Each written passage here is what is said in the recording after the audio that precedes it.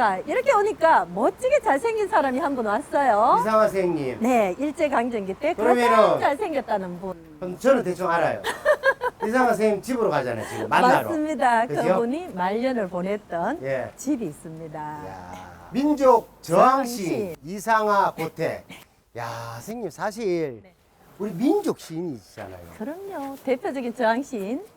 그 이상화 선생님 집이잖아, 그죠? 너무 좋아요. 야, 진짜 참- 편안한 상화 선생님께서 말년을 그러면은 보내셨던 선생님. 집입니다. 지금도 여기서 이렇게 보니까 네. 집이 네. 잘 사셨네요. 괜찮은 집이죠. 정남향에 아주 반듯한 60평이 넘어요. 이런 집이 상화 선생님께서 말년을 보내신 곳이고 마지막 작품 서론 해조가 나온 곳이에요. 야, 그럼 지금 이게 이상화 선생님 쓰시던 예, 모든 것들이 여기서 예, 여기가 작품을. 선생님 예. 그거네요. 여기서 작품 작품을 활동하셨네요. 하셨어요. 그래서 마지막 작품이 나온 방입니다. 해조 예, 서론 해조. 서론 해조가 이 방에서 나왔어요. 네. 야, 그리고 상화 선생님의 그 많은 친구들과 함께한 방이기도 해요. 야, 그리고 이제 여기 한번 보세요. 이분은 사실은 상화 선생님께서는 아버지가 일찍 돌아가셨어요. 예. 그렇지만 어머니께서 그 당시에 야간 여학교를 설립할 정도로 굉장하신 분이었어요. 야. 멋진 네 형제가 보이죠? 예, 근데 보니까 이 건물도 20년대. 야, 참 오래된 건물이네요. 네. 우리에게 잘 보존하고 있잖아요. 야. 여기 있는 석류나무, 감나무도 상화 선생님과 함께한 나무들이에요. 여기 있는 이 네, 석류나- 석류예요. 다산을 와, 상징하는 석류가 석류. 크네요. 아주 커요. 그리고 이게 석류가 단석류예요. 그럼 저기 계시는 분이 어머님이십니까? 아닙니다. 상화 선생님께서 일찍 돌아가셨기 때문에 43살의 상화 선생님, 그리고 옆에는 그분의 아내예요.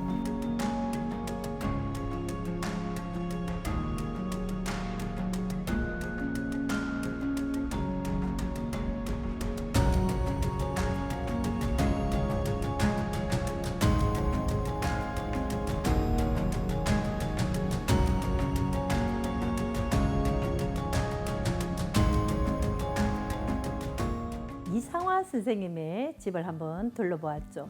이분을 생각하면 여러분들은 가장 먼저 어떤 게 떠오르시나요? 저는 와, 정말 잘생겼구나 이 생각이 가장 먼저 떠오릅니다.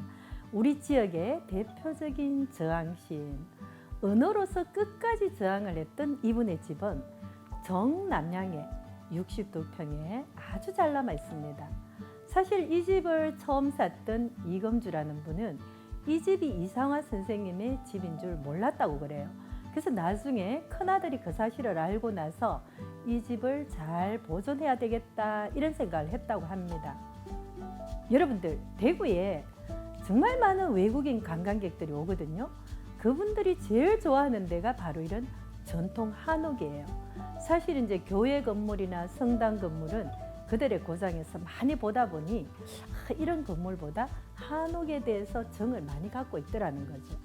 이상화 선생님은 사실은 근대골목 1코스에 이분이 태어나신 곳은 또 멋지게 지금은 찻집으로 잘 보존이 되고 있어요.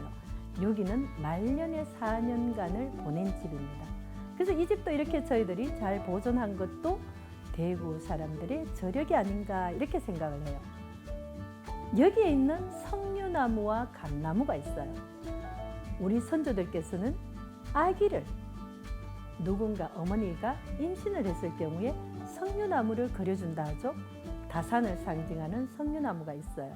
그리고 오래된 이 감나무는 선비의 5가지 정신을 다 갖춘 나무라고 이야기를 합니다. 감나무는 잎이 넓어서 글을 쓸 수 있다고 해서 문이 있다고 이야기를 하고 화살 촉을 만드는 게 바로 감나무라 그래요. 그리고 감은 겉과 속이 똑같기 때문에 나라에 대한 충성심입니다.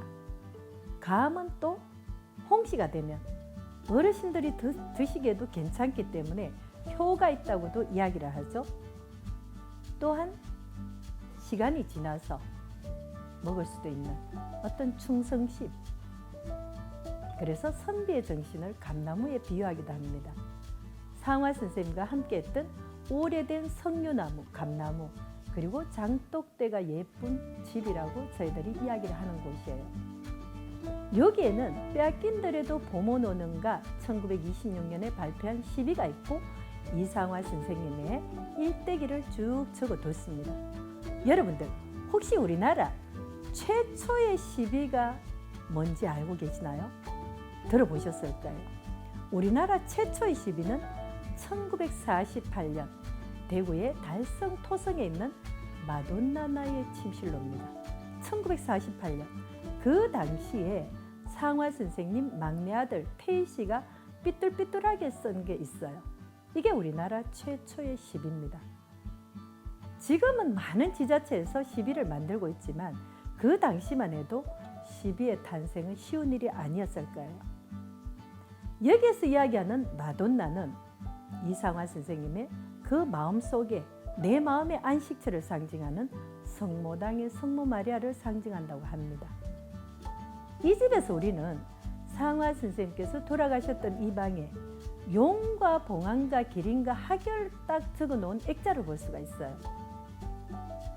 상화 선생님의 아버지는 일찍 돌아가셨습니다. 7살 때 아버지를 여의다 했죠. 그러나 형님 이상정 장군은 대구에서 선생님을 하셨어요. 이렇게 해서 도저히 독립이 안 되겠구나 해서 만주로 갑니다. 우리나라 최초로 투스타 장군이 되신 분이에요. 그리고 대구에 최초로 서양화를 도입하신 분이기도 합니다. 문무에 능했던 이분. 그리고 언어로서 끝까지 저항했던 우리의 이상화 선생님. 이분은 권투부를 만듭니다. 나라를 빼앗겨 힘도 없는데 주먹이라도 써야 되지 않겠느냐. 권투부를 만든 게 오늘날의 대구 권투클럽으로 남아있다고 합니다. 당대의 지식인이었던 이상화 선생은 초창기의 시세계가 굉장히 절망적이었다고 합니다. 내가 어떻게 나라를 빼앗기고 어떻게 할 수 없는 그 절규하는 마음이 그분의 시에 고스란히 녹아 있었다는 거죠. 중반기로 넘어가면서 40편 정도의 저항시가 나옵니다. 이때부터 저항시인으로 바뀌게 됐다는 거죠. 말년에는 반드시 독립이 될 것이다. 희망적으로 돌아가셨다고 합니다. 그리고 셋째 이상백은 서울대 교수를 하셨고 IOC 위원이었죠. 이분은 미국에 가서 농구를 배워가지고 우리나라와 일본에 농구를 도입하신 분이기도 합니다. 1978년부터 열리고 있는 이상백배 농구대회가 바로 이상화 선생님의 동생이기도 하죠. 그다음에 막내 이상호, 이분은 무엇을 했을까요? 형님들 다 뭐 큰일을 하고 계셨는데 나는 좀 놀아도 되지 않을까? 그러나 이분 역시 그 당시에 수필가로서, 수렵가로서 또는 바둑, 많은 책을 남긴 분입니다.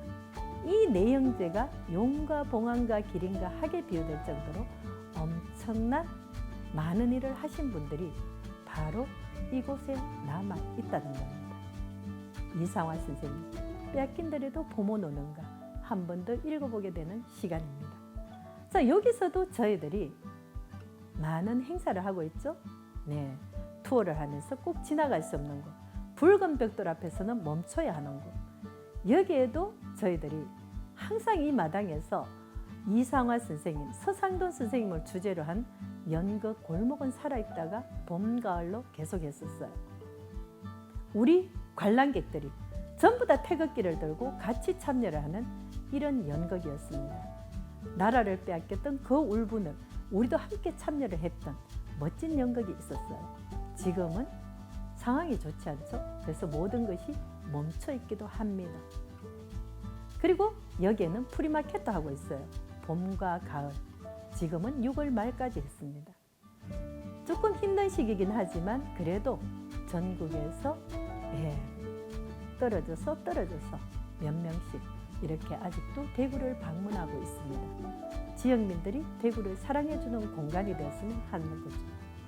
이상화 선생님의 마돈나나의 침실로 뮤지컬로 만들어지기도 하고 국채보상운동, 기적소리, 불어의혼, 오페라나 뮤지컬로 만들어지고 있습니다.